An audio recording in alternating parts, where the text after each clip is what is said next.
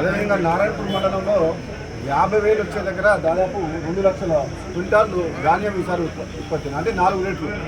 ఈసారి అనుకోకుండా ధాన్యం ఉత్పత్తి పెరగడం వల్ల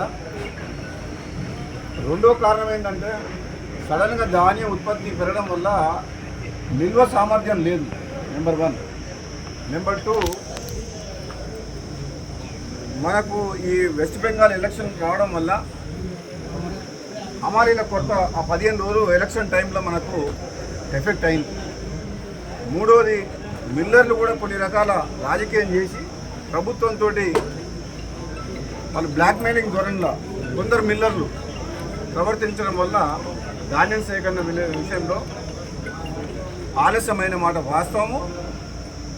మొన్న లాస్ట్ వీక్ ముఖ్యమంత్రి గారి దగ్గర దృష్టికి కూడా తీసుకుపోయినాం. ఉత్తమ్ కుమార్ రెడ్డి గారు సివిల్ సప్లై మినిస్టర్ ఎప్పటికప్పుడు పర్యవేక్షణ చేస్తున్నారు. ప్రభుత్వం తరఫున నేను క్షమాపణ కూడా చెప్తున్నాను. ఎందుకంటే మనం అనుకున్న దానికంటే డబల్ 3 రెట్లు ఎక్కువ వచ్చింది. రైతులకు ఇబ్బంది అయింది. కళ్ళాలల్లో 15 రోజుల నుంచి రైతులు ఇబ్బంది పడుతున్నారు. ఆ మాట వాస్తవం. అందుకని మేము కూడా చింతిస్తున్నాం అందరం.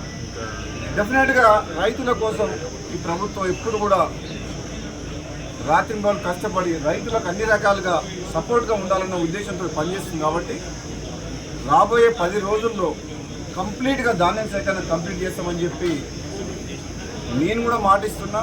ప్రత్యక్షంగా నేను కూడా ఈ గోడౌన్ హ్యాండ్ ఓవర్ చేసుకుంటానికి అధికారులతో మాట్లాడి గోడౌన్ ఓనర్ ఒప్పుకున్నా సరే బలవంతంగా నోటీస్ ఇచ్చి తీసుకోవడం జరిగింది. ఇంకొక 1,00,000 టన్నులకు తిరుమలగిరి సూర్యాపేట మండలం అక్కడ ఒకటి ఉన్నది, అది కూడా తీసుకోమని చెప్పిన. ఇప్పుడు అడిషనల్ కలెక్టర్ గారితో మాట్లాడినా.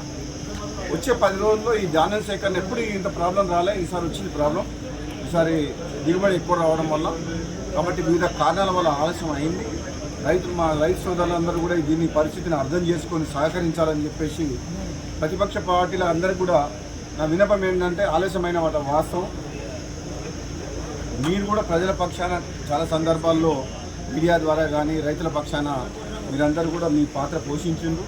ప్రభుత్వం కూడా అన్ని రకాలుగా మీరు చేసిన పోరాటాన్ని కావచ్చు, మీ ప్రజల పక్షాన మాట్లాడడం కానీ రైతుల పక్షాన దాన్ని పాజిటివ్గానే తీసుకుంటే నెగిటివ్ యాంగిల్లో రాజకీయ కోణంలో రాజకీయం చేయదలుచుకోలేదు. ఎందుకంటే ఇది రైతుల సమస్య.